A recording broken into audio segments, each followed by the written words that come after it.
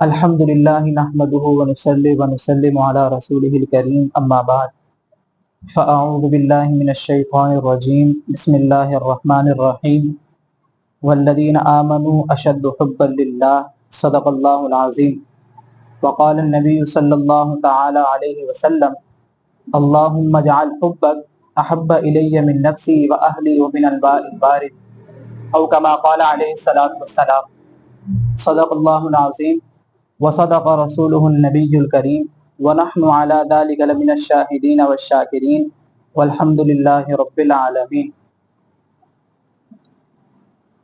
میرا محترم عزیز و دوستو، میرے اور آپ کی زندگی میں یہ جتنے بھی نیک اعمال ہیں اور یہ جتنے بھی دین کے میرا اور آپ کام کر رہے ہیں، نمازوں کا اہتمام ہو رہا ہے، ذکر کا اہتمام ہو رہا ہے، تلاوت کر رہے ہیں، مسجد کے ماحول میں بیٹھتے ہیں، بیانات سنتے ہیں، درس قرآن کی محفلوں میں بیٹھتے ہیں، ذکر کی مجالس میں جڑتے ہیں، سر پہ ٹوپی رکھتے ہیں، چہرے پہ داڑھی رکھی ہوئی ہے، حضور کے اقرب ترین لباس کرتا شلوار سنت کے مطابق پہننے کا اہتمام بھی کر لیتے ہیں، پائنچے ٹخنوں سے اوپر رکھنے کی کوشش بھی کرتے ہیں، اسی طریقے سے سنت کے مطابق زندگی گزارنے کی کوشش بھی کر رہے ہیں۔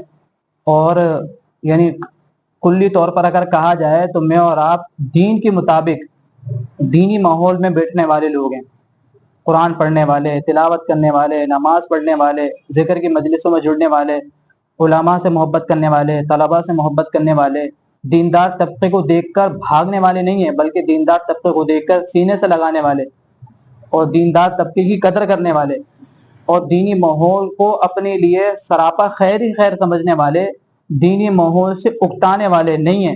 ہم دینی ماحول میں جڑنے والے، یہ سارا کا سارا سب کچھ یہ ہے کیا، یہ کر کیوں رہے ہیں، یہ ہو کیوں رہا ہے؟ آخر نماز پڑھ رہے ہیں تو اس کا نتیجہ کیا ہے؟ تلاوت کر رہے ہیں تو اس کا نتیجہ کیا ہے؟ ذکر کی مجلسوں میں جڑ رہے ہیں تو آخر اس کا نتیجہ کیا ہے؟ جتنے بھی نیک اعمال اور اعمال صالحہ میں اور آپ کر رہے ہیں اپنی زندگی میں لگے پڑیں، تو یہ سارے کے سارے نیک اعمال کرنے کا کچھ نتیجہ بھی نکل رہا ہے یا نہیں نکل رہا؟ کچھ فائدہ بھی ہو رہا ہے یا نہیں ہو رہا؟ نمازیں پڑھنے کا کچھ فائدہ نظر زندگی میں آ رہا ہے یا نہیں آ رہا؟ تلاوت کرنے کا زندگی میں کوئی اثر نظر آ رہا ہے یا نہیں آ رہا؟ اسی طریقے سے دین پر عمل کرنا، نماز تو پڑھ لی، جو میں نے پچھلے جمعہ ایک شعر پڑھا تھا کہ زبان سے کہہ بھی دیا لا الہ تو کیا حاصل، قلب و نگاہ جو مسلمان نہیں تو کچھ بھی نہیں۔ زبان سے لا الہ الا اللہ تو کہہ رہے ہیں، نیک اعمال تو کر رہے ہیں، نماز تو پڑھ رہے ہیں، مسجد کی پہلی صف میں پڑھ رہے ہیں، یہ سارے کے سارے نیک اعمال جو مجھ سے اور آپ سے چاہ رہے ہیں مقصود، وہ مقصود مجھے اور آپ کو حاصل ہو بھی رہا ہے یا نہیں ہو رہا؟ چل لگے پڑیں مجھ سمیت۔ ایسا تو نہیں ہے کہ میں اور آپ نمازیں پڑھتے ہی چلے جا رہے ہیں لیکن اس نماز کا نتیجہ نظر نہیں آ رہا۔ ایسا تو نہیں ہے کہ ذکر کرتے چلے جا رہے ہیں لیکن اس ذکر کا نتیجہ کوئی سمجھ میں نہیں آ رہا۔ ایسا تو نہیں ہے کہ تلاوت تو کر رہے ہیں لیکن آج تک تلاوت کا ثمرہ، اس کے فوائد میسر نہیں ہوئے، فوائد ہی حاصل نہیں ہو رہے۔ ایسا تو نہیں ہے کہ اللہ والوں کی صحبت میں تو بیٹھ رہے ہیں اور دینی ماحول میں تو جڑ رہے ہیں اور دینی ماحول میں اپنے آپ کو روکے رکھے ہوئے لیکن آج تک تربیت نہیں ہو رہی۔ اور یہ جتنے بھی نیک اعمال سے جو کچھ حاصل کرنا چاہیے تھا وہ حاصل ہو بھی رہا یا نہیں ہو رہا؟ یہ جتنے بھی نیک اعمال میں اور آپ کر رہے ہیں، اس پر اللہ کا شکر ادا کرنا چاہیے۔ الحمدللہ اس گئے گزرے دور میں اللہ نے توفیق دی ہوئی، منع نہیں ہے کہ بندہ بالکل ہی وہ ہو جائے کہ یار بس نہیں، ایسا نہیں ہے، شکر ادا کرنا چاہیے بلکہ خوش ہونا چاہیے۔ حدیث شریف میں تو آتا ہے کہ نیکی کیا ہے؟ جو تیرے دل کو خوش کر دے، یعنی تجھے خوش کر دے، اور گناہ کیا ہے؟ جو تجھے کھٹکے، تجھے تکلیف دے، پریشان کرے، بس یہ ایمان کی علامت ہے۔ تو یہ سب کچھ کرنے کا مقصد اصلی کیا ہے؟ وہ ہے خالصتاً محض اور محض اللہ کی رضا، اللہ راضی ہو جائیں بس۔ یہ نیک اعمال کرنے کے، یہ جتنے نیک اعمال میں اور آپ کر رہے ہیں، اس سے مقصود کیا ہے؟ اللہ کی رضا، اللہ راضی ہو جائے، اللہ کی رضا حاصل ہو جائے، اللہ کی محبت نصیب ہو جائے، اللہ کی محبت حاصل ہو جائے اور اللہ کے رسول علیہ الصلوۃ والسلام کی سنت کا اتباع نصیب ہو جائے۔ اور یہ سارا کا سارا ہماری عبادات کا اور ہمارے نماز روزہ ذکر ان ساری کے ساری چیزوں کا مقصد اصلی یہ ہے مقصود یہ ہے کہ کم از کم کیا ہو جائے آخری سب سے پہلا کہ بھائی اللہ راضی ہو جائے ان سارے کے سارے اعمال سے. ہمارے جو کہ پچھلے جمعہ کا درس تھا وہ اللہ کی محبت پر تھا، اور چند اکثر تو میں نے گزارشات آپ حضرات کے سامنے رکھی بھی تھی. اصل جو کیمیا ہے نا، اصل جو کیمیا اور اصل جو فارمولا ہے یعنی زندگی میں کامیاب ہونے کا اور میرے اور آپ کی زندگی سے تمام تر پریشانیوں کو ختم کرنے کا اور ترقی پانے کا جو اصل فارمولا ہے وہ حقیقت میں صرف ایک ہے، اللہ کی محبت. اللہ کی محبت حقیقی معنی میں جس دن نصیب ہو گئی بس اس دن میرے اور آپ کی کامیابی کی جو منزل ہے بس وہ شروع ہو گئی، جس دن اللہ کی محبت نصیب ہو جائے. لیکن مسئلہ یہ ہے کہ مجھے اور آپ کو دھوکہ یہ لگا ہوا ہے کہ ہم نمازیں پڑھ رہے ہیں اس لیے اللہ کی محبت ہمیں نصیب ہے. ٹھیک ہے، ایک حد تک تو آدمی سوچ سکتا ہے، لیکن یہ کامل نہیں ہے. میں تو یوں کرتا ہوں، یوں بھی کرتا ہوں اور یہ بھی کرتا ہوں، لہذا مجھے اللہ کی محبت نصیب ہے، یہ کلی طور پر ہم نہیں کہہ سکتے. اللہ کی محبت نصیب ہو جانا کیوں؟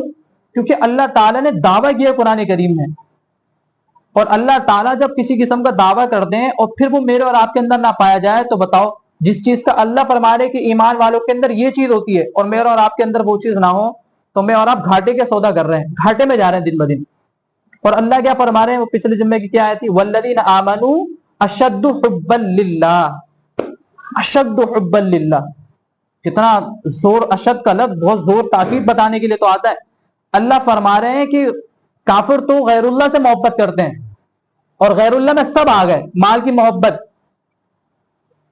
ایک تو غیر اللہ بتوں کی محبت وہ تو ہے ہی ہے، وہ تو سب کو سمجھ میں آتی ہے. اور ایک محبت کیا ہے؟ وہ اسباب کی ہے، مادی چیزوں کی، مال کی محبت، عورت کی محبت، چیزوں کی محبت، سونا چاندی کی محبت، کام کاروبار کی محبت، دوست یار کی محبت، ناجائز محبتیں، یہ ساری بھی تو محبتیں، یہ سب بھی غیر اللہ میں آتا ہے. یہ سب بھی غیر اللہ میں آ رہا ہے کہ اللہ فرما رہے ہیں تو ان سے محبت کرتے ہیں، اندادا ان کو اللہ کا شریک بنائے رکھا ہوا ہے.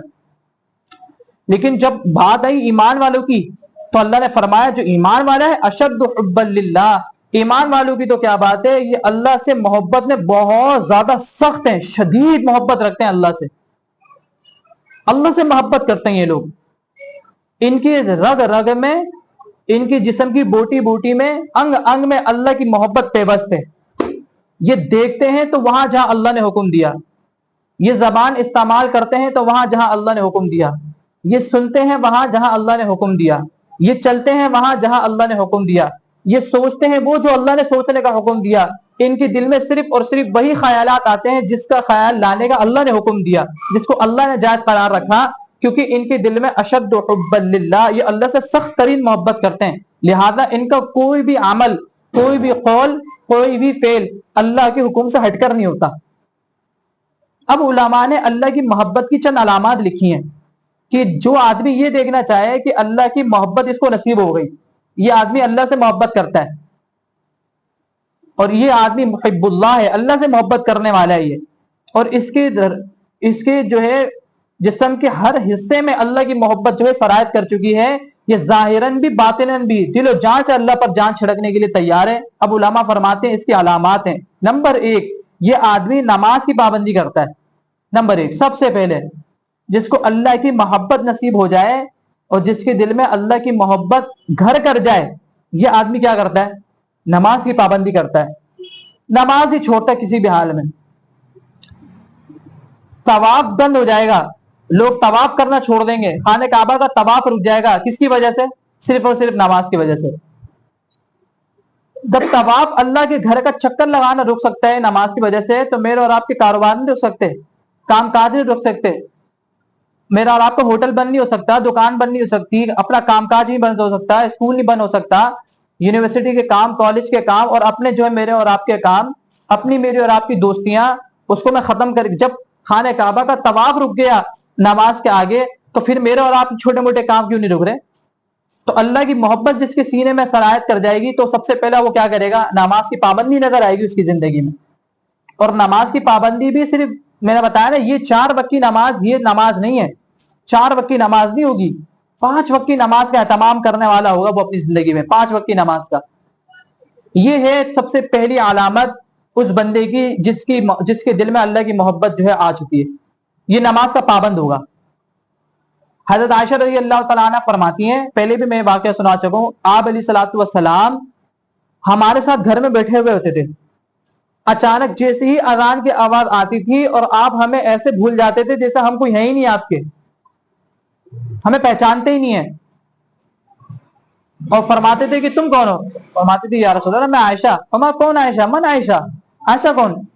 فرمایا صدیق کی بیٹی کا، من صدیق، صدیق کون ہے؟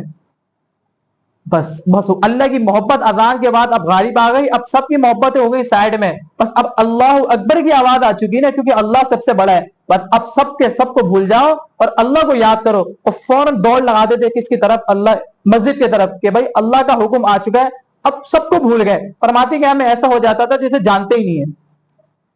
تو دیکھو سب سے پہلی علامت کیا ہے اللہ کی محبت کی؟ نماز کے معاملے میں بس کوئی کمپرومائز نہیں کرے گا، اللہ کی محبت کی سب سے پہلی علامت بھی۔ اتنے نمازوں کے پابند تھے حضور علیہ الصلوۃ والسلام اور صحابہ کرام رضوان اللہ علیہم اجمعین، کہ صحابہ فرماتے ہیں ہم حضور کے زمانے میں اگر فرق کرتے تھے، فرق تو ہم صرف نماز کا فرق کرتے تھے کہ جو نماز پڑھ رہا ہے یہ مسلمان ہے اور جو نماز نہیں پڑھ رہا یہ مسلمان نہیں ہے، اور یہ دو جو یہ نماز تھی ہمارے پاس ایک معیار فرق کرنے کا کہ مسلمان کون ہے اور کافر کون ہے۔ اور فرماتے ہیں کہ حضور کے زمانے میں کھلم کھلا منافقین، وہ تو خیر ہے، عام منافق کو بھی یہ ہمت نہیں ہوتی تھی کہ وہ جماعت کے ساتھ نماز نہ پڑھے۔ عام منافق وہ بھی بغیر جماعت کے نماز نہیں پڑھتا، چھوڑتا ہی نہیں تھا جماعت کی نماز کو، جماعت کے ساتھ نماز کا اہتمام کرتا تھا۔ کھلم کھلا جو ہوتے تھے ان کو تو وہ تو کھلم کھلا منافق ہے، لیکن عام منافق ہوتا تھا ڈرپوک قسم کا، تھوڑا کا مسلمانوں کو دکھانے کے لیے کہ میں بھی تمہارے ساتھ ہی ہوں تاکہ مال غنیمت آئے تو کھانے کو مل جائے، تو وہ پھر جماعت کے ساتھ نماز پڑھتا تھا، اس کی بھی ہمت نہیں ہوتی تھی کہ وہ جماعت کے ساتھ نماز کو چھوڑ دے اور جماعت کے بغیر اپنی اکیلے نماز پڑھے۔ تو نمازوں کا ایسا اہتمام تھا صحابہ کرام کی زندگی میں۔ آپ اندازہ لگائیں حضور علیہ الصلوۃ والسلام کی جب آپ سیرت پڑھیں گے، الرحیق المختوم، اسی طریقے سے جو ہے تاریخ امت مسلمہ میں بھی مولانا اسماعیل خان صاحب نے لکھا ہے، اسی طریقے سے سیرت مصطفیٰ، کئی کتابیں سیرت کی۔ آپ جب بھی کسی قسم کی سیرت کی کتاب اٹھائیں گے، آخر میں آپ علیہ الصلوۃ والسلام کا جب وفات کا تذکرہ آتا ہے کہ وفات کے جب کیسے بیمار ہوئے اور کتنے دنوں تک آپ علیہ الصلوۃ والسلام مسجد میں نہیں جا سکتے تھے، لیکن جب آپ علیہ الصلوۃ والسلام کی ہمت ہوئی، دو صحابہ کے کندھوں پر سہارا لے کر آپ علیہ الصلوۃ والسلام مسجد میں ضرور آئے نماز پڑھنے کے لیے، جتنی ہمت ہوئی لیکن مسجد میں نماز پڑھنے کے لیے آئے، کیونکہ جتنا بڑا آدمی ہوتا ہے، جتنی بڑی شخصیت ہوتی ہے، اس کے اوپر آزمائش بھی اتنی بڑی ہوتی ہے۔ آپ علیہ الصلوۃ والسلام پوری کائنات کے سردار ہیں، اللہ کے بعد آپ کا درجہ ہے، لہٰذا جب آپ کے اوپر تکلیف آئی آخری دنوں میں تو وہ تکلیف بھی تمام لوگوں سے زیادہ ہی آئی آپ صلی اللہ علیہ وسلم کو، کہ بار بار اٹھتے تھے بے ہوش ہو جاتے تھے، بار بار اٹھتے تھے بے ہوش ہو جاتے تھے، اور پوچھتے تھے کہ نماز آپ کا انتظار ہو رہا ہے۔ جب بالکل حد ہو گئی تو آپ نے فرمایا صدیق کو کہو کہ وہ لوگوں کو نماز پڑھائے۔ تو دیکھو نماز کا کتنا اہتمام ہے آپ علیہ الصلوۃ والسلام کی زندگی میں۔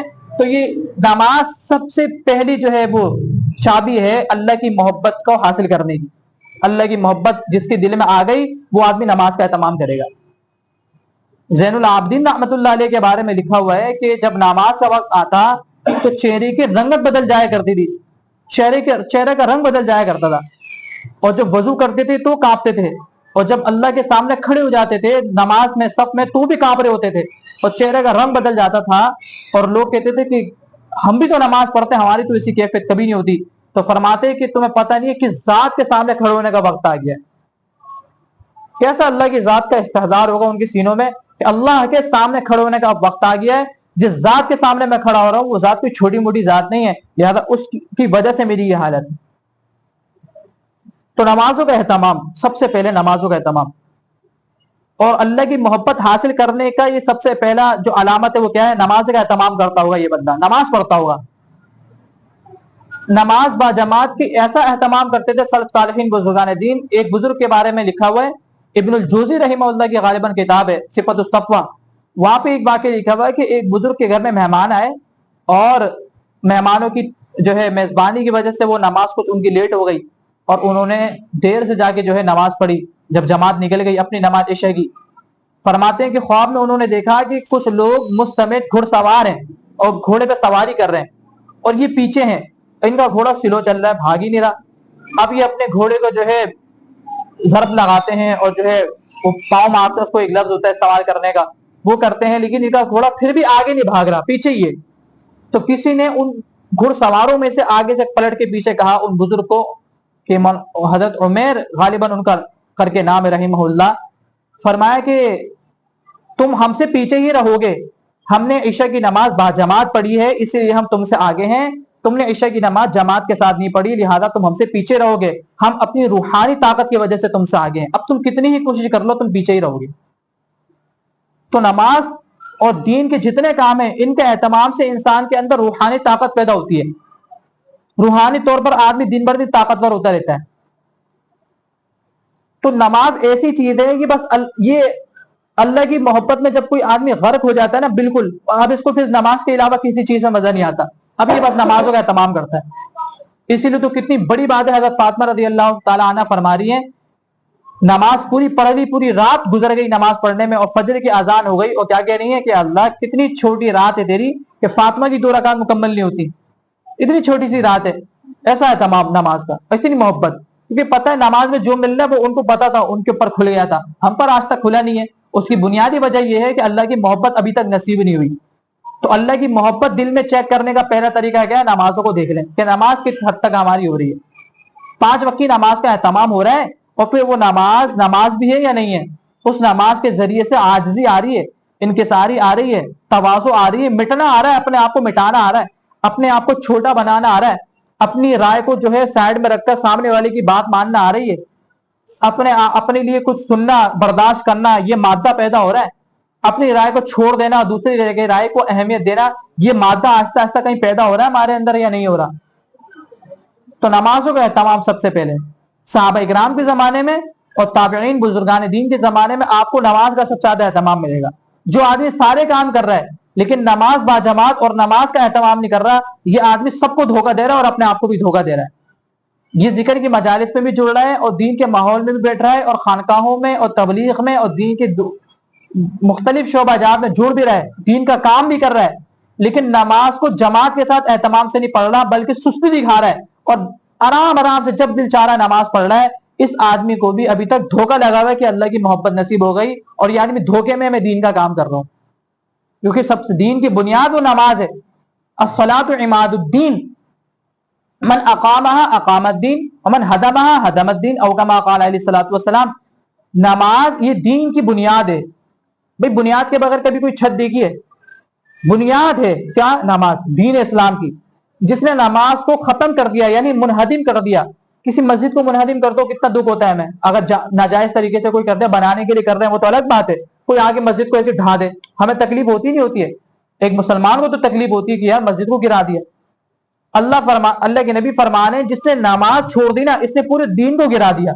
مسجد تو پھر بھی ایک حصہ ہے دین اسلام کا، ایک شعبہ ہے صرف دین اسلام کا، ایک جز ہے دین اسلام کا۔ اللہ کے نبی فرمانے جس نے نماز کو چھوڑ دیا اس نے پورے دین اسلام کو گرا دیا۔ ہم مسجد پہ گرنے پہ تو دکھ مناتے ہیں کہ مسجد کو گرا دی ناجائز طریقے سے، ہم روزانہ پورے دین اسلام کو گراتے ہیں، نماز چھوڑ کے پورے دین اسلام کو گرا رہے ہیں۔ اور جس نے نماز کو قائم کیا گویا اس نے پورے دین اسلام کو قائم کیا، پورے دین اسلام کو اس نے قائم کر دیا۔ نماز کا اہتمام اتنا ضروری ہے، اسی لیے تو نماز کے بارے میں بالکل بھی کوئی معافی نہیں ہے۔ یہی تو وجہ کہ امام احمد بن حنبل رحمہ اللہ کے نزدیک نماز کا اہتمام، نماز نہ پڑھنے والا آدمی مرتد ہو گیا اور اس سے جہاد کرنا انہوں نے لکھا بالکل جائز ہے۔ ایسا آدمی سے جہاد کیا جائے گا، اس کو قتل کیا جائے گا، اور اگر یہ مر گیا یہ مرتد ہو کے مرے گا، مسلمان ہو کے نہیں مرے گا۔ بعض فقہا فرماتے ہیں کہ اس کو مسلمانوں کے قبرستان میں بھی دفن نہ کیا جائے۔ تو بھائی صاف سیدھی سی بات ہے، جو آدمی نماز کا اہتمام نہیں کر رہا نا اور نماز پابندی سے نہیں پڑھ رہا اور نماز کا جماعت کے ساتھ اہتمام نہیں کر رہا، تو یہ بڑے علماء کی بات ہے، یہ اپنے آپ کو بس سمجھانے کے لیے تاکہ دل تھوڑا تو ملامت کرے، یہ اپنے آپ کو مسلمان کہنا چھوڑ دے۔ نماز ہی تو ایک چیز ہے، صرف اور صرف نماز ہی تو ایک چیز ہے، وغیرہ روزے تو کافر بھی رکھتے ہیں اپنے اپنے اسٹائل میں، زکوٰۃ اور یہ چیریٹی اور یہ صدقہ خیرات کا کام یہ کافر بھی کرتے ہیں، ہم سے زیادہ کرتے ہیں، بہت زیادہ کرتے ہیں۔ بڑی بڑی ان لوگوں نے چیریٹی اور بھائی مال لگا کے رکھا ہے اپنا۔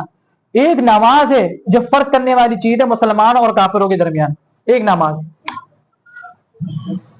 جو شخص جان پوچھ کے نماز چھوڑ دیتا ہے، اللہ کے نبی علیہ الصلوۃ والسلام کی حدیث کا مفہوم ہے فقط کفر، یہ کافر ہو گیا۔ یہ فتویٰ کسی مولوی کا نہیں ہے، یہ فتویٰ کسی صحابی کا نہیں ہے، کسی تابعی کا نہیں ہے، کائنات کے سردار حضور علیہ الصلوۃ والسلام کا فتویٰ ہے۔ جس آدمی نے نماز چھوڑ دی یہ کافر ہو گیا۔ اب بتاؤ وہ علماء اس کی پھر تعبیل کرتے ہیں, سمجھاتے ہیں کہ کیا مطلب ہے کافر ہونے کا, لیکن حضور کے ان الفاظ کی کوئی اہمیت ہے یا نہیں ہے؟ حضور نے تو صاف فرما دیا یہ کافر ہو گیا, علماء پھر تعبیل کریں گے, سمجھائیں گے حدیث کا کیا مطلب ہے, لیکن حضور کے الفاظ کے آپ شدت دیکھیں, حضور فرما رہے ہیں کافر ہو گیا, ایک نہیں ایسی کئی حدیث ہیں. تو اللہ کی محبت کا نصیب ہو جانے کا سب سے پہلی علامت کیا ہے کہ یہ آدمی نمازوں کا پابند ہوگا. نمبر 2, اللہ کی محبت جس کو نصیب ہو جائے گی اور اللہ کی محبت میں جو آدمی بالکل مغروق ہو جائے گا, یہ دوسرا کام کیا کرتا ہوگا؟ دوسرا کام یہ ہوگا یہ آدمی قرآن کریم کی تلاوت کرتا ہوگا, قرآن کریم کی تلاوت کا پابند ہوگا, قرآن کریم سے محبت کرتا ہوگا, قرآن کریم کا عاشق ہوگا اور قرآن کریم پڑھنے کا ذوق رکھتا ہوگا, اس کے الفاظ کو بھی سمجھ پڑتا ہوگا, دل و جان سے اس کے معنی کو سمجھنے کے لیے بھی دل و جان سے کوشش کرتا ہوگا. یہ آدمی بھی اللہ کی محبت پا چکا ہے. دوسری علامت اللہ کی محبت کسی میں اپنے اندر دیکھنی ہو تو تلاوت کی پابندی. پورا دن گزر جاتا ہے قرآن کریم اٹھا کے نہیں دیکھتے. اس لیے فجر کی نماز کے بعد آدمی بیٹھ جائے اور کم از کم 15-20 منٹ, یہ بہترین ٹائم ہوتا ہے تلاوت کرنے کا, اور اس وقت خوب تلاوت کرے. اقیم الصلاۃ لدلوک الشمس الی غسق الليل وقرآن الفجر, قرآن الفجر, فجر کے وقت تلاوت کا بڑا جو ہے فوائد آئے. مولانا الیاس رحمۃ اللہ علیہ فرماتے ہیں کہ میں نے قرآن کریم کی تلاوت کے جو بہترین اثرات روحانی طور پر جو دیکھے ہیں وہ میں نے فجر کے وقت کی دیکھے ہیں, کہ اس وقت جو ہے تلاوت کرنے سے اور دیکھ کے پڑھنے سے روحانی طور پر جو پاور اور جو طاقت ملتی ہے وہ کسی اور وقت بھی ملتی ہے, لیکن اس وقت جیسی ملتی ہے اور کسی وقت نہیں ملتی. اس وقت قرآن کریم کو دیکھ کے پڑھنا, اس وقت قرآن کریم کو جو ہے دل لگا کر پڑھنا. تو قرآن کریم کی تلاوت سلف صالحین میں, ہمارے بزرگان دین میں اور آج بھی ہمارے اللہ والوں میں قرآن کریم کی تلاوت کا بہت زیادہ اہتمام ہے, قرآن کریم سے بہت محبت کرتے ہیں. حضرت بن نوری رحمۃ اللہ علیہ, ہمارے تو آج کے بزرگ گزرے, حضرت کے بارے میں ایک کتاب ملتی ہے, بن نوری ٹاؤن سے ملتی ہے, بن نوری خاص نمبر کے نام سے. حضرت کے بارے میں اس میں لکھا کہ حضرت جمعے کے دن پتہ نہیں 20 پاروں سے بھی زیادہ تلاوت قرآن کریم کر لیا کرتے تھے, لیکن حضرت نے لکھا کہ فرما رہے ہیں کہ پھر حضرت کو ایک جمعہ پڑھنے کے لیے کسی اور جگہ جانا پڑ رہا تھا, اس وجہ سے تلاوت اپنی روکی, وغیرہ پورا قرآن کریم مکمل فرما لیتے جمعے کے دن. اتنا قرآن کریم کی تلاوت کا اہتمام. حضرت امام ابو حنیفہ رحمۃ اللہ علیہ رمضان میں ایک دن میں یعنی پورے مہینے میں 60 قرآن کریم ختم فرماتے تھے, اس سے بھی زیادہ. اتنا قرآن کریم کی تلاوت کا اہتمام. مولانا زکریا صاحب رحمۃ اللہ علیہ کہ آپ پڑھے آپ بیتی, 2 جلدوں میں مولانا زکریا صاحب رحمۃ اللہ علیہ کی آپ بیتی اتنی موٹی موٹی, رمضان المبارک کے مہینے میں کسی سے بھی نہیں ملتے تھے, اور قرآن کریم بھی محض تلاوت کرتے تھے. بس ہر وقت تلاوت, ہر وقت تلاوت, ہر وقت تلاوت, اپنا مشغلہ بنا لیتے تھے قرآن کریم کی تلاوت. قرآن کریم کی تلاوت سے روحانی طور پر انسان کو طاقت نصیب ہوتی ہے. ہاذا کلام ربی, ہاذا کلام ربی, ہاذا کلام ربی اپنے سینے سے لگاتے تھے, اور حضرت علی رضی اللہ تعالیٰ عنہ یہ جملہ کہتے تھے, یہ میرے رب کا کلام ہے, یہ اللہ کریم کا یہ حضور علیہ الصلوۃ والسلام کا سب سے بڑا معجزہ ہے, ہم سب کے گھر میں رکھا ہوا ہے. اس کو اٹھا کے چومتے, سینے سے لگاتے, آنکھوں سے لگاتے اور قرآن کریم کی جو ہے تلاوت کرتے. حدیث شریف میں آتا ہے کہ جو آدمی قرآن کریم کی تلاوت کرتا رہتا ہے اور اس کو کسی بھی قسم کے ذکر کرنے کی فرصت ہی نہیں ملتی, وہ ہر وقت تلاوت کرتا رہتا ہے, نہ اس کو دعا مانگنے کا وقت ملتا ہے, نہ اس کو ذکر کرنے کا وقت ملتا ہے, نہ ہی کوئی اور کام کرنے کا وقت ملتا ہے, بس وہ تلاوت میں لگا رہتا ہے. حدیث شریف میں آتا ہے اللہ تعالیٰ تمام ذکر کرنے والوں سے اور تمام دعائیں مانگنے والوں سے اس آدمی کو سب سے زیادہ دیتے ہیں جو ہر وقت تلاوت میں مشغول ہے اور اس کو کسی اور قسم کے عمل کا ٹائم نہیں مل رہا. اب اس کو اللہ بیٹھے بٹھائے دیتے ہیں. تو قرآن کریم یہ اتنی پیاری کتاب ہے, تو اللہ کی محبت جس کو نصیب ہو رہی ہے اور وہ اپنے اندر رحمت دیکھنا چاہتا ہے, تو یہ دوسری علامت کیا دیکھا ہے کہ میں تلاوت کا اہتمام کرتا ہوں, نہیں کرتا ہوں. عشق کے درجے میں قرآن کریم کی تلاوت کا اہتمام, عشق کے درجے میں کہ چین نہ آئے اور نیند نہ آئے اور سکون نہ آئے اس وقت تک جب تک قرآن کریم کی تلاوت نہ کرنا. قرآن کریم کی جب تک تلاوت نہ ہو جائے تو نیند حرام ہو جائے, یا مجھے قرآن کریم کی تلاوت کیوں نہیں کی میں نے آج. نمبر 3, اپنے اندر علامت دیکھنی ہو کہ اللہ کی محبت مجھے نصیب ہو رہی ہے, تو تیسری علامت یہ ہے کہ زبان ہر وقت, ہر آن, ہر گھڑی اللہ کے ذکر میں مشغول ہو. ہر وقت کوئی لمحہ بھی ایسا نہ ہو جس وقت زبان خاموش ہو جائے اور اللہ کا ذکر نہ کر رہی ہو. آپ علیہ الصلوۃ والسلام نے ایک موقع پہ فرمایا, بھائی آگے جانے والے آگے نکل گئے. وہ لفظ میرے ذہن میں نہیں آ رہا جو فضائل اعمال کے فضائل ذکر میں جو لفظ لکھا ہوا ہے کہ آگے جانے والے آگے چلے گئے. صحابہ کرام نے فرمایا یا رسول اللہ یہ آگے جانے والے کون ہیں؟ فرمائیے ذکر میں والہانہ طور پر جو لوگ مشغول ہیں یہ بہت آگے چلے گئے. جو لوگ ذکر میں والہانہ طور پر بس مجنون ہوئے ہیں یہ لوگ بہت زیادہ آگے چلے گئے. حدیث شریف میں آتا ہے اپنے نرم نرم بستروں پر بیٹھ کے اللہ کا ذکر کرتے ہیں اور جنت کے اعلیٰ درجوں کو پاتے ہیں. کہاں لیٹے ہوئے؟ نرم نرم بستر پر سکون سے اور اللہ کو یاد کر رہے ہیں اور جنت کا اعلیٰ درجہ پا رہے ہیں. فضائل اعمال میں لکھا ہوا ہے کہ کیونکہ جہاد تو ایک وقتی چیز ہے، وقت پر آنے پہ جہاد کے جو فضائل ہیں پھر اس کے آگے کسی قسم کے کوئی فضائل نہیں چلتے، لیکن عام طور پر ذکر یہ جہاد سے بھی بڑھ جاتا ہے کیونکہ یہ ہر وقت کی ہر آن ہر گھڑی کی ضرورت ہے، ہر وقت کر رہے ہیں. اس لیے اللہ کریم نے ہر چیز کا حکم دیا ایک بس تھوڑا تھوڑا. قم اللیل الا قلیلا، رات میں بھی اگر آپ کھڑے ہو تو تھوڑا کم، نصفہ آدھا، او انقص اس سے بھی کم، منہ قلیلا، اور اسی تعالی اس پر تھوڑا زیادہ کر لیں، لیکن رات میں تھوڑا کھڑا ہونا ہے زیادہ نہیں. آپ جتنا نبی جی اپنے کو تکلیف دے رہے ہیں تھوڑا کم کر لیں. لیکن جہاں ذکر کی باری آئے گی اللہ پاک فرماتے ہیں ذکرن کثیرا ذکرن کثیرا ذکرن کثیرا لعلکم تفلحون لعلکم تفلحون. بس ذکر کی باری آ گئی. ذکر میں یہ نہیں فرمایا کم زیادہ تھوڑا اوپر نیچے، نہیں نہیں، ذکر کی باری جب جب قرآن کریم میں آئی اللہ نے فرمایا کثرت کے ساتھ میرا ذکر کرو، کثرت کے ساتھ کثرت کے ساتھ کثرت کے ساتھ. ذکر میں کوئی حد بندی نہیں ہے کیونکہ اس کے لیے کوئی ٹائم ٹیبل نہیں ہے، اس کے لیے کوئی اہتمام نہیں ہے، اس کے لیے کوئی وضو نہیں ہے، اس کے لیے کوئی جو ہے پاکی کی ضرورت نہیں ہے. بھائی یہ تو جب دل چاہے بس اللہ کا ذکر کرتا رہے. کیا جاتی ہے زبان سبحان اللہ کہنے میں؟ بس زبان سے بس ہر وقت ہر آن ہر گھڑی اللہ کا ذکر جاری رہے. جس آدمی کے اندر یہ پائی جاتی ہے وہ بھی اللہ کی محبت پا چکا ہے کہ اس کی زبان تر رہتی ہے ہر وقت اللہ کے ذکر سے. ایک اہتمام والا ذکر ہے وہ تو ہے ہی ہے، وہ جو اہتمام والا ذکر ہے کہ دو زانو ہو کر بیٹھ جائے اور جو ہے قبلے کی طرف ہو کر بیٹھ جائے اور روزانہ صبح شام 100 مرتبہ استغفار، جب تک کسی اللہ والے سے ذکر نہیں ملا ہوا تب تک، وگرنہ تو 100 مرتبہ استغفار قبلے کی طرف اس کا منہ ہو اور وہ اپنے گناہوں کو ذہن میں رکھ کر اور اپنے گناہوں کو تمام تر اپنے جتنے بھی عیب ہیں عیوب جتنے بھی اس کی زندگی کے ہیں ان کو اپنے ذہن میں لے کر آئے اور وہ اپنے ذہن میں ان کو گھمائے اور ان کو گھمانے کے ساتھ ساتھ اپنے گناہوں کو اپنے ذہن میں لانے کے ساتھ ساتھ کیا شروع کر دے؟ استغفر اللہ استغفر اللہ استغفر اللہ. اپنے گناہوں کو یاد کرنا شروع کر دے اور استغفار شروع کر دے. یہ ہے سب سے یہ اہتمام والا ذکر ہے.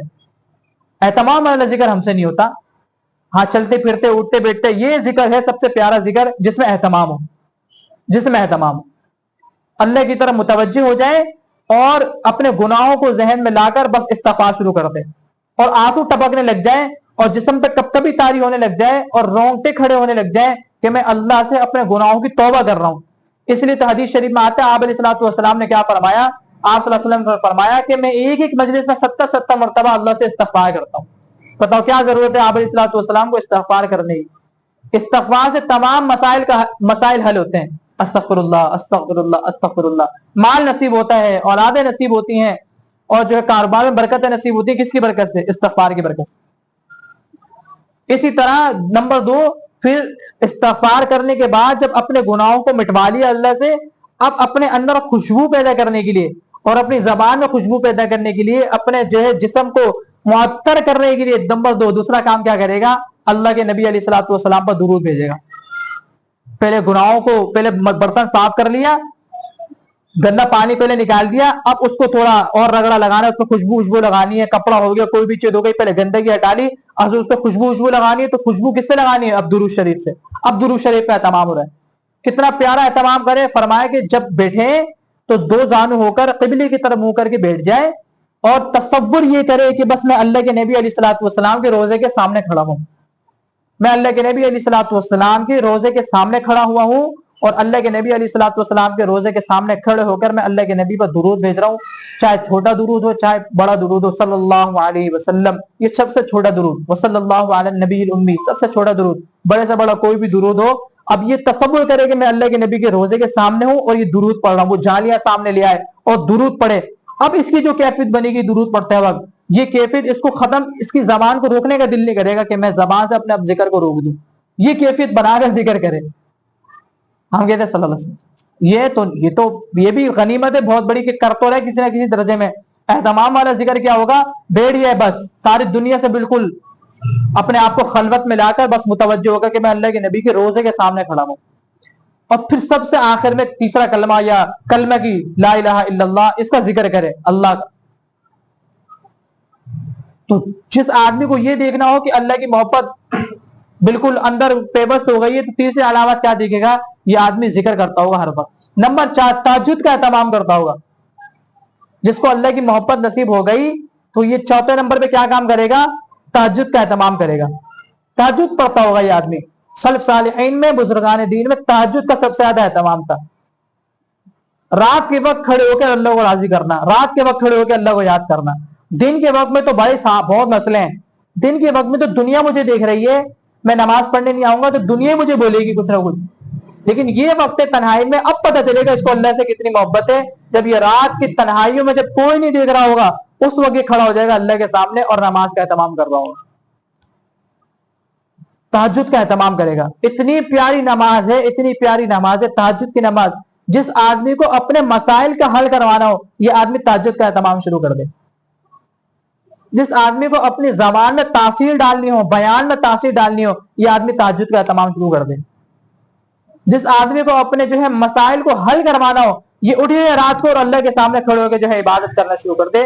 اللہ کی رحمت جو ہے وہ سب سے پہلے آسمان پر آ جاتی ہے کوئی مانگنے والا مجھ سے، ہے کوئی مغفرت مانگنے والا، رزق مانگنے والا، ہے کوئی مجھ کو مانگنے والا، کوئی ہے تو مانگے، میری رحمت دیکھو پہلے آسمان پر آئی بھی ہے، تم سارے کے سارے سو رہے ہو پڑے ہوئے، اٹھ جاؤ اب مانگو مجھ سے میں دوں گا، مانگو اور میں نہ دوں پھر پوچھو، میں آ گیا ہوں، میری رحمت پہلے آسمان پر آ گئی ہے، اب اس وقت مانگو نا، یہ خاص وقت ہے، اس میں خاص لوگ اٹھتے ہیں، پھر خاص لوگ اللہ کے سامنے اپنی عرضیاں پیش کرتے ہیں، یہ خاص وقت ہے۔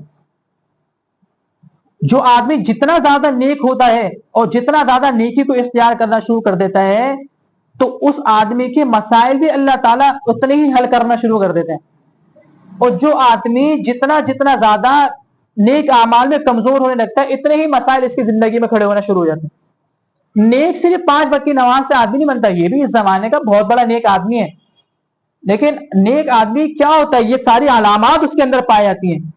جو آدمی جتنی زیادہ، فرمایا کہ ایک بزرگ خاتون حضرت میمونہ سودا رحمت اللہ علیہا، تو وہاں سے کوئی بزرگ گزر رہے تو انہوں نے دیکھا کہ بھیڑیا اور بکری ایک ہی برتن میں پانی پی رہے ہیں، اور بھیڑیا جو ہے بکریوں کے سائڈ میں جو ہے گزر رہے ہیں تاکہ ان کو کوئی بکریوں کو نقصان نہ پہنچا دے۔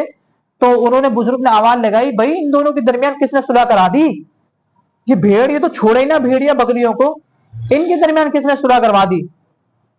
تو وہ حضرت سودا میمونہ رحمت اللہ علیہ فرماتی ہیں انی اصلحت بینی و بین اللہ اصلح بین الذئاب والغنم، فرمایا کہ انی اصلحت بینی و بین اللہ اصلح بین الذئاب والغنم، جب سے میں نے اللہ سے صلح کی ہے اللہ نے بھیڑ اور بکریوں کے درمیان صلح کروا دی، جب سے میں نے اللہ سے اپنا تعلق جوڑا ہے تب سے اللہ نے بس ان سب کا بھی تعلق جڑوا دیا۔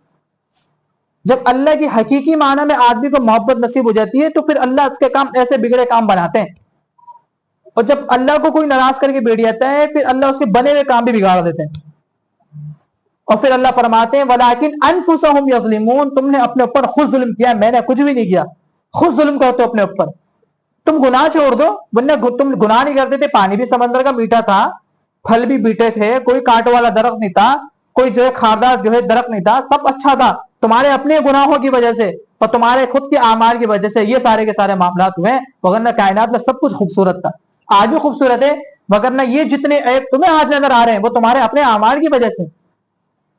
ایک بزرگ فرماتے ہیں کہ وہ جب اپنے گھوڑے پر بیٹھنے لگے تو ان کا گھوڑا ان کو تکلیف پہنچانے لگا، فرمانے لگے کہ لگتا ہے مجھ سے آج کوئی خطا ہوئی ہے کہ میرا جانور بھی آج میرا نافرمان ہو گیا، کوئی مجھ سے خطا ہوئی ہے۔ تو جب آدمی کو لگنے لگ جائے نا کہ معاملات ٹیڑے پہ ٹیڑے ہوتے جا رہے ہیں، بس سمجھ جانا چاہیے کوئی تو بابا غلطی ہو گئی ہے جس کی وجہ سے معاملات ٹیڑے پہ ٹیڑے ہوتے چلے جا رہے ہیں، اللہ کی طرف سے آزمائش ہے یا میرے اپنے گناہوں کی نوسط ہے۔ بائک پہ بائک پنچر ہو رہی ہے، کبھی کبھی آدمی سوچتا ہے یار یہ کیا ہو رہا ہے، بائک پنچر ہو رہی ہے، ایک مسئلہ آیا تھا اب دوسرا مسئلہ آ گیا، اس کو حل نہیں کیا تو تیسرا مسئلہ آ گیا، ابھی یہ چل ہی رہا تھا کہ ایک اور مسئلہ بھی آ گیا، اور وہ چل ہی رہا تھا یہ دو چل رہے تھے کہ تیسرا بھی آ گیا، پریشان ہو جاتا آدمی، ایک وقت آتا ہے کہتا مر جاؤں میں، کہتے ہیں نا زبان سے جملے، وہ کیوں کہتا ہے؟ وہ یہ بنیادی وجہ یہ ہوتی ہے سارے مسائل کا حل اپنے ہاتھوں سے حل کرنے کی کوشش کرتا ہے، لیکن اللہ کی طرف متوجہ نہیں ہوتا، دیکھتا نہیں ہے وہ ویک پوائنٹ میری زندگی میں ایسا کون سا آ گیا جس کی وجہ سے یہ میرے سارے معاملات خراب ہو رہے ہیں۔ وجہ یہ ہے کہ یہ ساری کی ساری کائنات اللہ کی قبضے قدرت میں، جب میں اللہ ہی کو ناراض کر کے بیٹھا ہوا ہوں تو اللہ تعالیٰ پھر میرے معاملات اچھے کیسے بنائے گا؟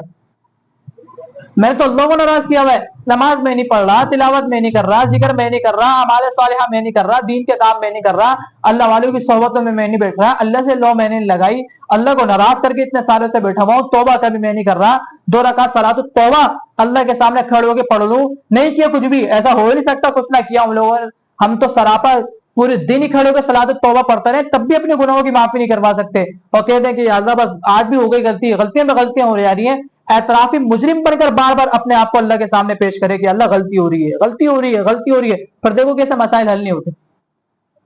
تو جس کو اللہ کی محبت نصیب ہو جائے گی یہ آدمی کیا کرے گا؟ تہجد کا اہتمام کرے گا۔ کیسے اٹھے گا کوئی آدمی؟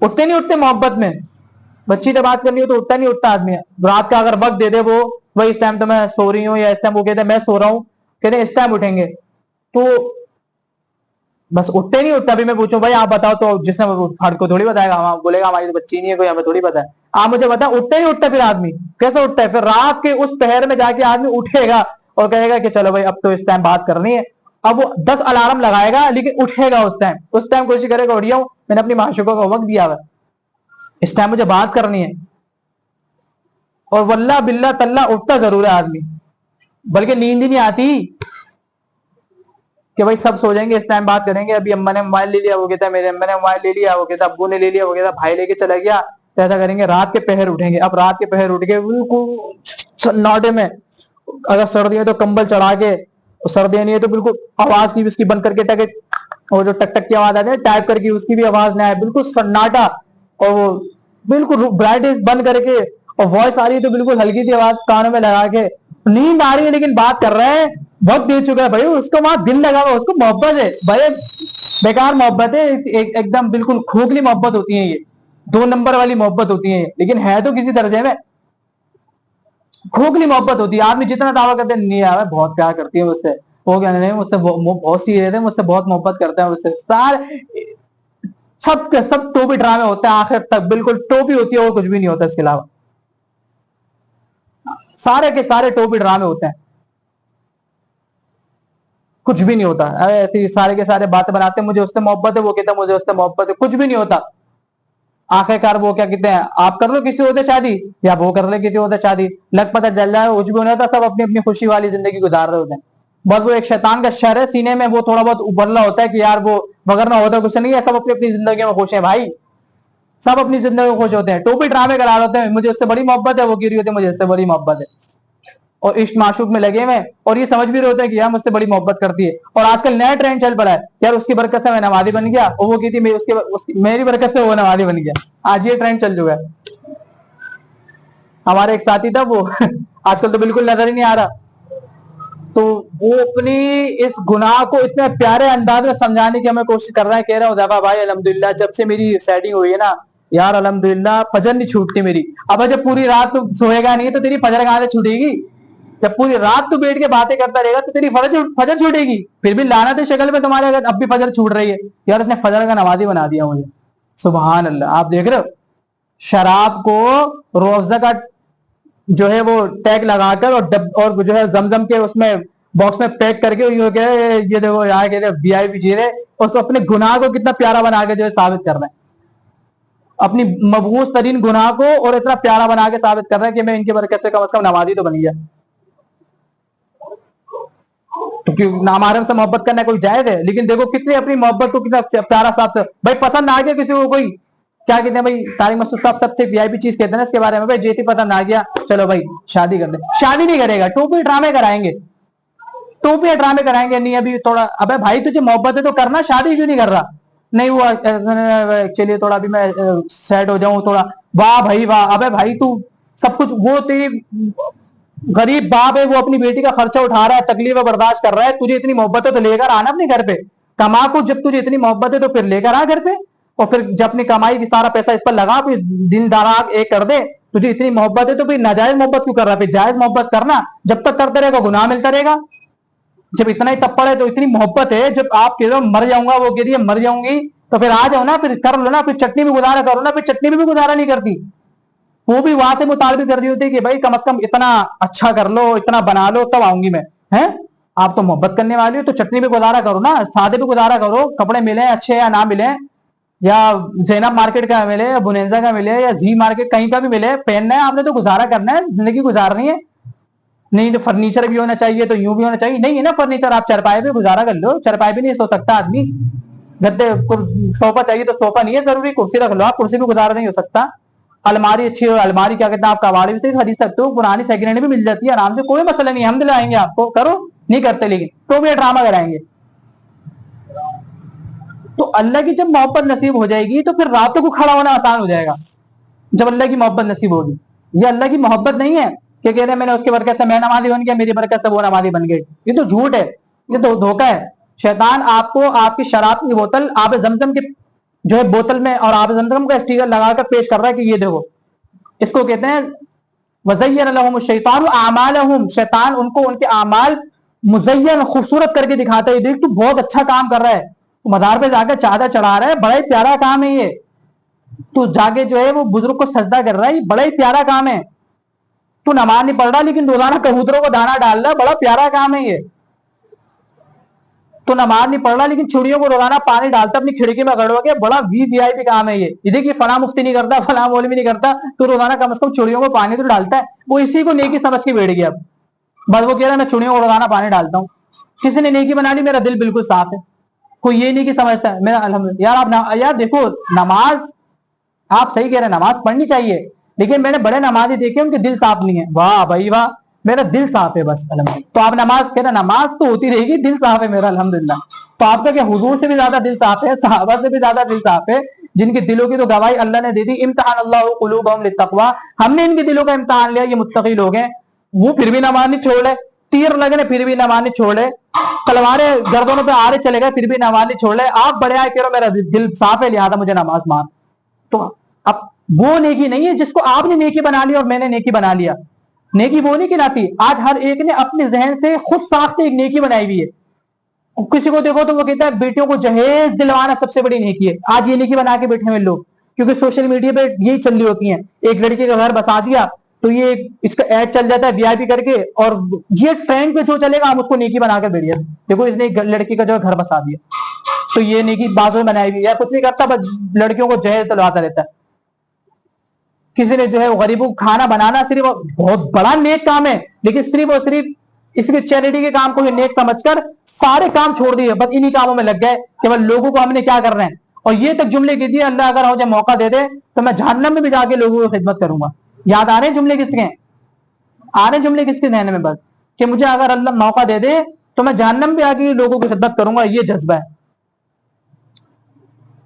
मेरे नबी से ज्यादा जज्बा किसका होगा, मोहब्बत का, कि खाने को खुद नहीं है तो पड़ोसियों से मांग या किसी से उधार मांग के कह रहे हैं कि इनको खिलाओ फिर मैं तुम्हें दे दूंगा, चलो कोई बात नहीं। नमाज तो मेरे नबी ने नहीं छोड़ी, आमाल सालिया तो नहीं छोड़े, खुद साख्ता नेकी मत बनाए अपने जहन से, खुद एक हम लोगों ने अपने जहन से हर एक ने नेकी का एक मायार बनाया हुआ है। कोई कहता मैं दाढ़ी तब रखूंगा जब मैं नेक बन जाऊंगा, मैं ये कमियां बता रहा हूँ ना, बाज लोगों की क्या जहन है, बाज लोगों की जहन ये है कि मैं दाढ़ी तब रखूंगा जब मैं कम से कम क्या बन जाऊं, नेक बन जाऊं, या मैं कोई अच्छा लगता हूँ दाढ़ी रखता हुआ, ये कहते हैं, ये जुमले सुने लोगों के, मैं कोई अच्छा लगता हूँ दाढ़ी रखता हुआ, या मैं नमाज पढ़ता या मैं ये करता नहीं हूँ, मैं यूं नहीं करता तो मैं दाढ़ी, यार जब आएंगे ना इस फील्ड कम से कम हो जाएंगे तो फिर क्या करूंगा, फिर दाढ़ी भी रख लूंगा।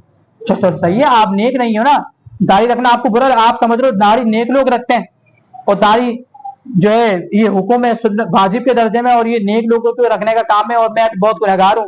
तो आप इतने गुनहगार हो तो अल्लाह की बहुत सारी नेमतें हैं ना, आप तो वो भी इस्तेमाल करने के लायक नहीं हो, बाल भी अल्लाह की बहुत बड़ी नेमत है, ये भी हम इस्तेमाल करने के लायक नहीं है, निकाल के गंजे हो जाए सारे के सारे होते हैं कभी, ये भी तो अल्लाह की बहुत बड़ी नेमत है।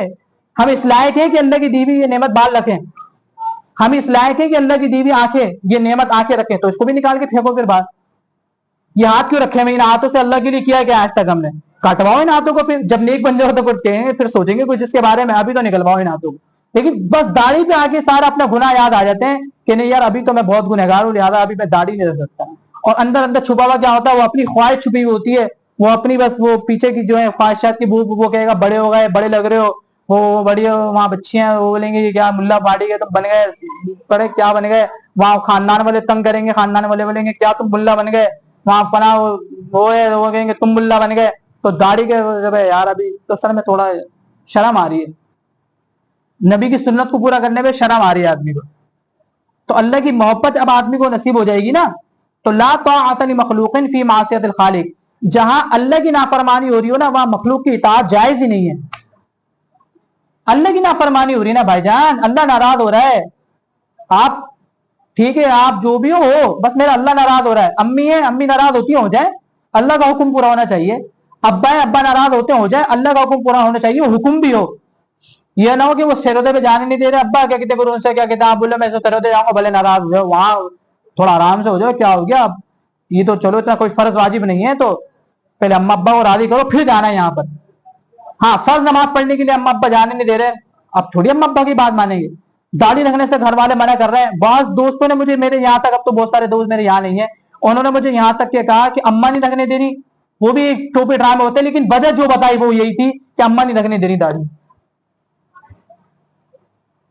अम्मा मना कर रही, अब्बा नहीं मान रहे अब्बा नहीं मान रहे, अम्मा नहीं मान रही। अब्बा अम्मा की बात माने किस मामले में, इस मामले में ये अब्बा अम्मा अटक जाए ना, अगर फार्म हाउस नहीं जाने देंगे या वहां नहीं जाने देंगे, हलक में आ जाते हैं ये बच्चे अपने अम्मा अब्बा के, कैसे नहीं जाने दोगे, रो पीट के पता नहीं क्या कुछ करके राजी करते अपने अम्मा अब्बा को। और दाढ़ी का जहाँ यार वो अम्मी, अम्मी को नाराज थी को यार, अम्मी को ना अम्मी माँ पाँव तले जन्नत है यार, माँ का रुतबा यार उदैवा भाई, फिर आपको पता है माँ तो फिर माँ है, माँ को नाराज कर दे यार, नहीं रखते ये रखता भाव है यार। अम्मा बोलती है बड़े मुल्ला वाले बाल नहीं रखो, थोड़ा सा इधर से कटवा लिया करो, थोड़े से इधर से कटवा लिया करो, थोड़े बेटा पप्पू स्टाइल वाले बन के घूमो ना, सही है बेटा आप नमाज पढ़ रहे हो बेटा आप नेक काम, लेकिन अभी इतना ज्यादा देखो मुल्ला नहीं बनना, इतना ज्यादा। मैं जब मैंने नया नया इमामा पहनना शुरू किया ना नया नया, तो हमारी अम्मा ये क्या कर रहे हो, ये इमामा ये अमामा ये बस सही है, इतना इतने मौलवी बनने की जरूरत नहीं है, ये इमाम ये नहीं ये क्या है, टोपी बस सही है, ये टोपी ये अमामा भाई इतना ये वो अबे भाई क्या हो गया, हमने कभी भी नहीं सुनी पहनना है, हम इमाम पहनेंगे। वो इतना भी शिद्दत के साथ मना नहीं करती, वो बोलती थी बहुत वो हो रहा है, ये इतना ज्यादा नहीं होना चाहिए, बस थोड़ा अभी बस सही है, तुमने ये क्या कुर्ते ये इतना भारी ढीले ढीले, और ये तो वो छोड़ दिया तो ये छोड़ दिया, अब इमामा पहनना शुरू कर दिया। हाँ सही है, घर वाले भी राजी हम भी राजी सब राजी, कुछ नहीं होता भाई। अब अम्मा बोलनी नहीं इमामा नहीं पहनना, अम्मी इमामा साइड में हटा के रख दें, इतनी बड़ी सुन्नत से मारूम हो जाए, पहन लो हफ्ते में एक दिन पहन लो, पहन तो रहे कम से कम, किसी न किसी बहाने से तो पहनना है, नबी की सुन्नत तो पूरी कर रहे हैं, पर पहन लो किसी न किसी दर्जे में। जो पूरी नहीं कर रहे सुन्नत वो किस खाते में जाएंगे हम लोग, जो हमसे सुन्नतें हो ही नहीं रही पूरी वो किस खाते में जाएंगे हम लोग। भाई कल कयामत के दिन अल्लाह ताला कल कयामत के दिन हम नबी को मुंह दिखाए अपना, तो ये तो कहे या रसूलुल्लाह आपकी सुन्नत है, आप अलैहिस्सलाम की क्या सुन्नत है, घर में असला होना चाहिए, हमारे घर में आप अलैहिस्सलाम के घर में 5 नेज़े थे, 5 नेज़े, हमारे घर में असला होता था। आप सल्लल्लाहु अलैहि वसल्लम के जमाने में तलवार, आज के जमाने में बंदूक।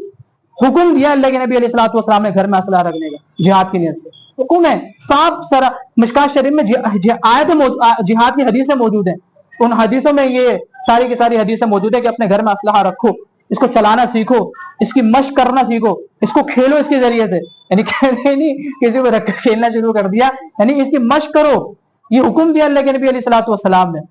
हम असले से सबसे ज्यादा हम कहते हैं कलम या क्या कहते हैं, ये जुमला है ना, कलम या बंदूक, ये हमारे यहाँ चलता है। और हमारे आज के क्या है, हमारे यहाँ के वो जो कहते हो एक मोटिवेशनल स्पीकर आ जाते हैं, और फिर हमारा जो एक मजमा होता है बिल्कुल वो मम्मी डीडी तक छुई मुई था मजमा, तो हाँ यार बहुत तो कलम या असला वसला ये सब चीजें यार अल्लाह के नबी हुक्म दे रहे हैं, असला चलाना सीखो, इसका इस्तेमाल करना सीखो, और हम क्या कहते हैं कलम या बंदूक। भाई कलम भी जरूरी है, बंदूक भी जरूरी है। कलम हाथ में आपने दी थी, बंदूक नहीं है, फिर कैसा मुकाबला करोगे कुफ्फार का। अल्लाह तो फरमा रहे तैयारी करो कुफ्फार से लड़ने के लिए। यहूद की तैयारी देखो आप, 29,000 से ज्यादा मिसाइल चलाए कल उन लोगों ने, 29,000 से ज्यादा गज़ा की पट्टी पर। कहां से आ गए सारे के सारे बम, ये 2 महीने में तैयार होते हैं। अभी कराची की किसी फैक्ट्री में तैयार हो रहे हैं, सालों भर की तैयारियां उन लोगों की, जो इतने उनके पास आज तक ये मिसाइल और ये सारी की सारी चीजें मौजूद है। ऐसी तैयारी मुसलमानों की आज है। अल्लाह कह रहे हैं तैयारी करके रखो कुफ्फार से लड़ने के लिए, घोड़े तैयार करके रखो, आज के जमाने में टैंकर तैयार करके रखो, गाड़ियां तैयार करके रखो, असलियां तैयार करके रखो, बंदूकें तैयार करके रखो, اب کل کو تمہارا اگر جہاد ہو جائے تو یہ نہیں کہ ابے کرنا کیا, گلے سے لڑیں گے کیا, نہیں, اسلحہ تیار کرو. چلانا یہ نہیں, چلانا ہی نہیں آتا ان کے سامنے کھڑے ہیں, کیا کریں, وہ کہہ رہے ہیں بس اللہ پہ یقین ہے, اللہ کو یقین بچائے گا. اللہ یقین نہیں ہے, چلو سیکھو اس کو. انہیں اعمال کی طاقت بتائے گی, اعمال کی طاقت بچائے گی. اعمال اگر طاقت بچاتی تو صحابہ کرام اور نیک لوگ, اللہ کے نبی علیہ الصلوۃ والسلام کی بہت طاقت تھی اعمال کی, پھر بھی سیکھی ہیں ساری چیزیں. ان کو سیکھنا ہوتا ہے تیر اندازی کرنا. کیسا آیا تھا وہ اللہ کے نبی علیہ الصلوۃ والسلام کے سامنے وہ کافر, نام میرے ذہن سے نکل گیا, غالباً ابی بن خلف تھا, ابی بن خلف تھا یا عبداللہ بن ابی بن خلف تھا غالباً, جس نے کہا تھا کہ نعوذ باللہ میں محمد کو ماروں گا صلی اللہ علیہ وسلم. پورا کا پورا پیک ہو گئے آیا تھا اللہ کے نبی علیہ الصلوۃ والسلام کے سامنے, پورا کا پورا کہ بس آج لڑنا ہے. یہاں اللہ کے یہاں کسی جگہ خالی تھی, یہاں تیر مارا تھا آپ علیہ الصلوۃ والسلام نے, یہاں نیزہ مارا تھا, نیزہ. بتاؤ یہ کوئی عام سی بات ہے, ایسی مار دیا؟ کیا پریکٹس ہوگی اللہ کے نبی علیہ الصلوۃ والسلام کی کہ یہاں مارا ہو, بیل کا نا چیختا تھا وہ بیل کی طرح. لوگ کہتے تھے کچھ نہیں ہوا, ہلکا تھا زخم لگا ہے, کہا تجھے پتہ نہیں ہے یہ محمد کی مار ہے, محمد کی صلی اللہ علیہ وسلم. میں نے کہا تھا کہ میں تجھے ماروں گا, لیکن اس وقت مجھے محمد نے کہا تھا صلی اللہ علیہ وسلم کہ میں ہی تجھے ماروں گا. مجھے اس وقت سے پتا تھا کہ محمد ہی مجھے مارے گا. ایسا یقین تھا کافروں کو حضور علیہ الصلوۃ والسلام کی بات. وہاں تو تیاری کرنے کا حکم دیا جہاد میں, اسلحہ چلانے کی, یہ ساری کی ساری چیزیں کرنے کی. تو بات دیکھو کہاں سے کہاں نکل گئی. تو یہ ساری کی ساری چیزیں اللہ کی محبت کو حاصل کرنے کا ذریعہ ہے. تو اللہ کی محبت کی علامت کیا؟ چوتھی علامت, تہجد پڑھتا ہوگا یہ آدمی. اور ایک علامت جو سب سے بنیادی اور پہلی علامت ہے اللہ کی محبت کی, وہ اللہ نے خود قرآن کریم میں بتائی ہے. قل, اے نبی جی آپ فرما دیجئے, ان کنتم تحبون اللہ فاتبعونی یحببکم اللہ. اگر یہ اللہ سے محبت کے دعوے دار ہیں, یہ سارے کے سارے مسلم, یہ حمزہ, مستجاب, قاسم, فیضان ہے, احمد, اور بھائی سارے کے سارے دعوے دار ہیں کس کے؟ اللہ کی محبت کے. کہ ہم کس سے محبت کرتے ہیں؟ اللہ سے. ہمارا دعویٰ ہے بھائی ہے نہیں ہے ہم سب کا دعویٰ, قاسم بھائی ہے نہیں ہمارا دعویٰ, ہم سب کا دعویٰ ہے ہم کس سے محبت کرتے ہیں؟ اللہ سے. اللہ تعالیٰ نے بالکل پیارا سا ایک فارمولا بتا دیا, اگر مجھ سے محبت کے دعوے دار ہو, اے نبی جی آپ ان سے فرمائیے فاتبعونی, پھر میرا اتباع کرو, کرو میرا اتباع. اللہ کی نبی کی اگر اتباع نہیں ہے, سمجھو بس اللہ سے محبت بھی نہیں ہے, ہم اپنے دعوے میں جھوٹے ہیں. ہر چیز میں اللہ کے نبی علیہ الصلوۃ والسلام کی اتباع ہوگی. ضروریات میں سے ہر چیز, محبت کے درجے میں تو پھر آدمی بالکل اینڈ لیول پہ جائے گا. پھر تو اگر مانگ بھی نہیں نکلنی ہوگی تو بیچ میں اپنے تھوڑا سا بلیڈ مارے گا کہ یار تھوڑی میری مانگ نکلی, اللہ کے نبی کی سنت کو پورا کرنا ہے. ایسے بھی لوگوں کو دیکھا ہے تبلیغی جماعت والوں نے, بانگ مالے میں جماعتیں گئی اور دیکھا یار یہ آپ کا کٹا ہوا ایسا کیسے, کہنے گیا یار حضور علیہ الصلوۃ والسلام کیونکہ بیچ کی مانگ نکالتے تھے, ہماری نکلتی نہیں ہے, تو بس اس وجہ سے یہ مارا تاکہ بیچ کی مانگ سنت کسی نہ کسی درجے میں پوری ہو جائے. ایسی محبت پھر آدمی کو نصیب ہوتی ہے. پھر وہ صحابی کی طرح کہ بھائی تم بال کیوں نہیں کٹوائے, اتنے بڑے بڑے بال ہو گئے. فرمایا بس اللہ کے نبی نے ایک مرتبہ میرے سر پہ ہاتھ رکھا تھا, اب بس میرا دل نہیں کرتا بال کٹوانے کا.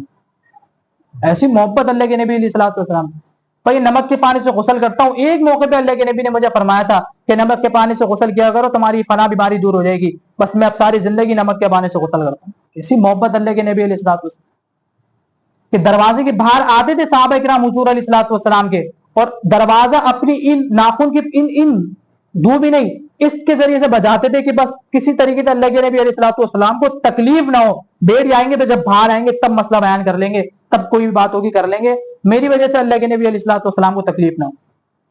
ایسی محبت صحابہ کرام کے دل میں حضور علیہ الصلوۃ والسلام.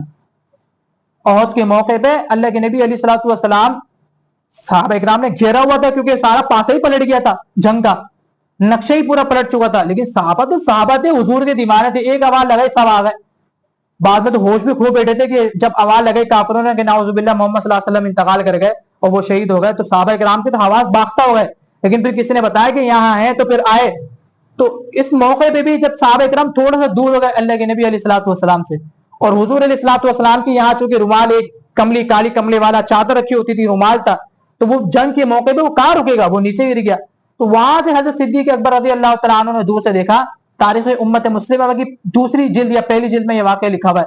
تو حضرت صدیق اکبر رضی اللہ عنہ آئے اور اللہ کے نبی علیہ الصلوۃ والسلام کی اس چادر کو جھاڑا اور اللہ کے نبی کے کندھوں پہ رکھا, اور پھر جہاد میں لڑنے لگ گئے. اتنا بھی برداشت نہیں ہوا کہ جنگ کے موقع پر بھی حضور کی چادر کیسے گر گئی. اتنی محبت اللہ کے نبی علیہ الصلوۃ والسلام. فاتبعونی, ایسے اتباع کر کے دکھائیے صحابہ کرام نے حضور کی.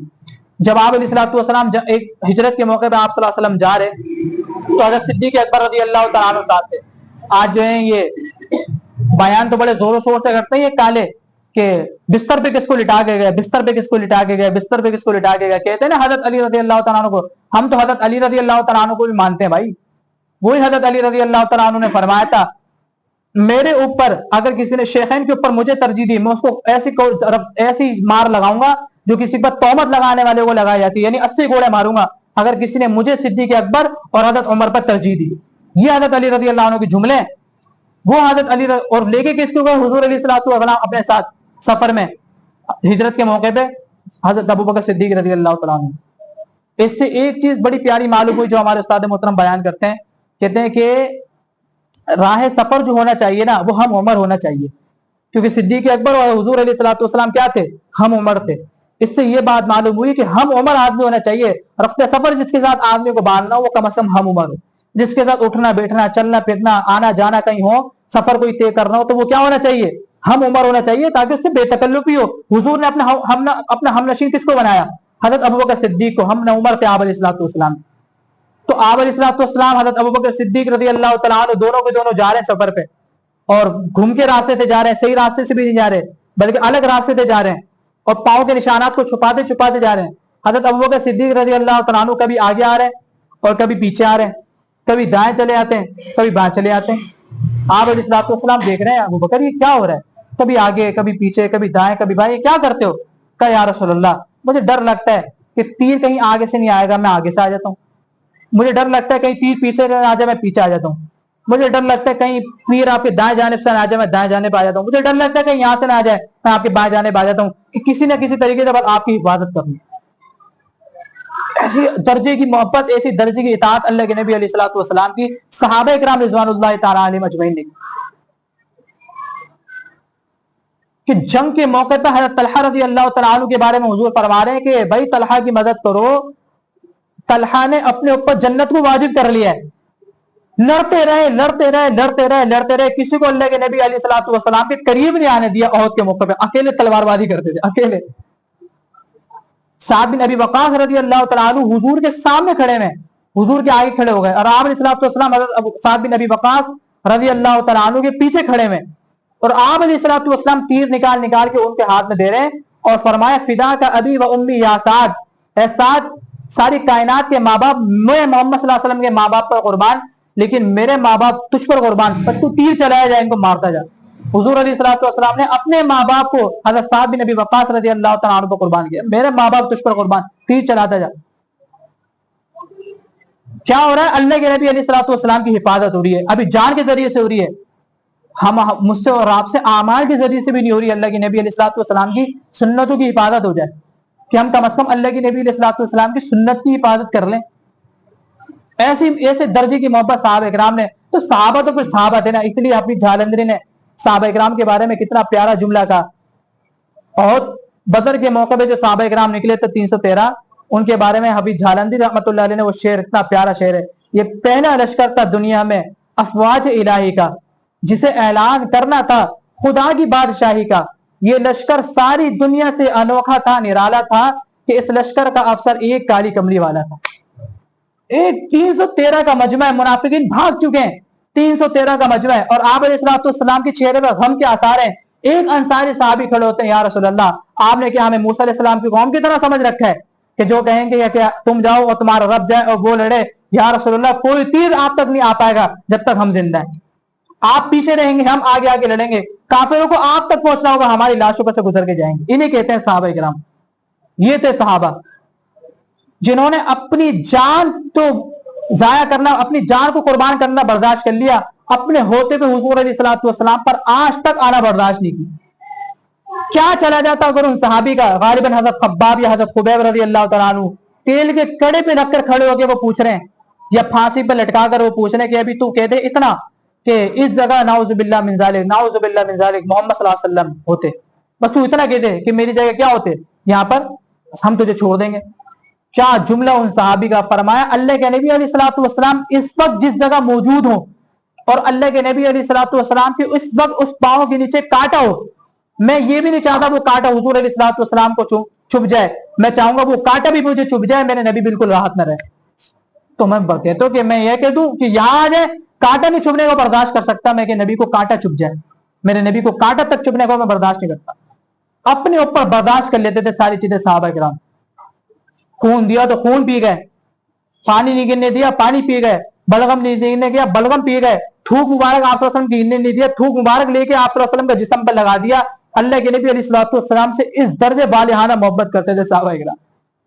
جب آپ علیہ الصلوۃ والسلام کا وصال کا وقت قریب آیا تو صحابہ کرام سارے کے سارے آپ نے فرمایا کہ بھائی سب پٹی آپ نے اپنے سر پہ باندھی ہوئی تھی. آپ نے فرمایا بھائی کسی سے مجھ سے اگر میں نے کسی کے ساتھ اگر کچھ کر دیا ہو, ظلم کر دیا ہو, زیادتی کر دی ہو, آج میں ہوں موجود, بدلہ لینا تو آ جاؤ لے لو مجھ سے بدلہ, میں بدلہ دینے کے لیے تیار ہوں کسی بھی قسم کا, جسمانی جیسے بھی میں نے کسی کے اوپر کوئی سوچ سکتے کوئی اللہ کے نبی علیہ الصلوۃ والسلام نے. ایک صحابی اٹھ گئے کہ یا رسول اللہ, صحابہ اکرام ایک دم سے پریشان ہو گئے, یار یہ کیا بات کر رہا ہے, یہ کیا بات کر رہے ہیں صحابی. فرمایا یا رسول اللہ آپ نے فلاں موقع پر مجھے جو ایک چھڑی ماری تھی, غالباً یہ مجھے کچھ مارا تھا آپ یا رسول اللہ وہ. اب صحابہ اکرام تل ملا رہے ہیں اور صحابہ اکرام جان نچھاور کر, یار ہمیں مار رہے تو اللہ کے نبی سے بدلہ لے گا تو. وہ صحابی نے فرمایا یا رسول اللہ آپ نے فرمایا نہیں بھائی نہیں, میں نے جب کہا ہے کہ میں آج مجھ سے سارے کے سارے بدلہ لینے کے لیے میں تیار ہوں, میں نے چیزوں پر کوئی ظلم کیا ہو, کسی پر کوئی میں نے زیادتی کی, آج مجھ سے بدلہ لے لو, اس کا حق بنتا ہے یہ مجھ سے بدلہ لے گا. یا رسول اللہ آپ نے مجھ پہ فلاں موقع پہ جو ہے چھڑی ماری تھی, مجھے بدلہ چاہیے. یہ صحابی رضی اللہ عنہ کو بلا لیا. اب صحابہ اکرام پریشان ہیں یار, جان وہ کہہ رہے ہیں کہ ابھی بس یہ زمین پھٹے تو ہم اندر جائیں, کیا کر رہے ہیں. اللہ کے نبی علیہ الصلوۃ والسلام نے اپنی پیٹھ مبارک سے جو ہے قمیض اٹھا دی, پیچھے تو جو ہے کرتا اٹھا دیا کہ بھائی یہ لے لو بدلہ. وہ صحابی رضی اللہ تعالیٰ عنہ پیچھے آئے اور اللہ کے نبی علیہ الصلوۃ والسلام کی جو ہے کمر سے زور سے چمٹ گئے, یا رسول اللہ بس میں نے تو لے لیا اپنا بدلہ. زور سے چمٹ گئے اللہ کے نبی علیہ الصلوۃ والسلام کی پیٹھ مبارک سے, محبت اللہ کے نبی. صحابہ اکرام دیکھ کے بھی رونے لگ گئے, یار کیا ہے یہ چاہ رہے تھے, اچھا یہ اللہ کے نبی کو بھی پتا تھا یہ کیا بدلہ. صحابی نے فوراً پیٹ سے چمٹ گئے, یا رسول اللہ میرے ماں باپ آپ کا قربان, میں بدلہ لوں گا. جب آپ علیہ الصلوۃ والسلام کو قبر میں لٹانے لگ گئے صحابہ اکرام, حضرت عائشہ رضی اللہ تعالیٰ عنہ فرماتی تھی تم لوگوں کا کیسے تم لوگوں کی زمین نے گوارا کر لیا کہ حضور علیہ الصلوۃ والسلام کو تم نے قبر میں اتارا کیسے. صحابہ اکرام سے فرمایا کیسے اتار لیا, تمہارے کلیجے تمہارا دل کیسا مانا کہ حضور کو تم نے جو ہے قبر میں دفنا دیا. تو ایک صحابی تھے حضرت مغیرہ بن شعبہ رضی اللہ تعالیٰ عنہ, یہ وہ صحابی ہیں جنہوں نے سب سے آخر میں حضور علیہ الصلوۃ والسلام کو قبر میں آخری مرتبہ انہوں نے دیکھا. یہ سب سے آخر میں انہوں نے دیکھا دوبارہ, سب آخری حضور علیہ الصلوۃ والسلام کی زیارت کرنے والے صحابی یہی ہیں. صحابہ اکرام سب باہر نکل گئے, حضرت مغیرہ بن شعبہ رضی اللہ تعالیٰ عنہ نے اپنی انگوٹھی اتاری قبر کے اندر ڈال دی, اور کہا تو وہ میری انگوٹھی گر گئی ہے. تو صحابہ نے فرمایا بھائی اٹھا لو. تو یہ دوبارہ اندر گئے, اس انگوٹھی کو اٹھایا, کیونکہ لحد قبر ہے, یوں قبر ہوتی ہے اس کے اندر حضور وہاں, تو انگوٹھی کو اٹھایا, اور انگوٹھی تو صرف ایک بہانہ تھا, اور پھر حضور علیہ الصلوۃ والسلام کے جو ہے وہ کفن سے جو ہے نپٹ کے اور خوب در خوب رونے لگ گئے, اور چمٹ گئے آپ علیہ الصلوۃ والسلام کے جسم سے. اور سارے کے سارے صحابہ اکرام یہ منظر دیکھ کے رونے لگ گئے. اس وجہ سے یہ اندر گئے تھے کہ یار ایک اور مرتبہ حضور علیہ الصلوۃ والسلام کی زیارت ہوئی, ایسی محبت صحابہ اکرام کی. اس لیے تو حضور نے فرمایا کہ میرے صحابہ کو گالی مت دینا, ہاں لا تسبوا اصحابی, میرے صحابہ کو گالی مت دینا. من احبہم, فرمایا کیا فرمایا, جو مجھ سے محبت کرتا ہے وہ میری محبت کی وجہ سے میرے صحابہ سے محبت کرتا ہے. ومن ابغضہم فببغضی ابغضہم, اور جو مجھ سے بغض رکھتا ہے وہ میرے ہی بغض کی وجہ سے میرے صحابہ سے بغض رکھتا ہے. من احبہم فبحبی احبہم ومن ابغضہم فببغضی ابغضہم, میری بغض کی وجہ سے میرے صحابہ سے بغض رکھے گا, میری محبت کی وجہ سے میرے صحابہ سے محبت رکھے گا. یعنی میرے دل میں بغض ہوگا نا, اسی وجہ سے میرے صحابہ کے بارے میں بکواس کرے گا, اور میرے دل میں محبت اگر ہوگی, میری محبت, میرے صحابہ سے بھی جو ہے حقیقی معنی میں محبت کرے گا. اللہ تعالیٰ مجھے اور آپ کو, اللہ کریم جو ہے اللہ پاک اپنے ذات سے اور اپنے نبی علیہ الصلوۃ والسلام سے سچی پکی محبت ہم سب کو نصیب فرمائے. وآخر دعوانا ان الحمد للہ رب العالمین.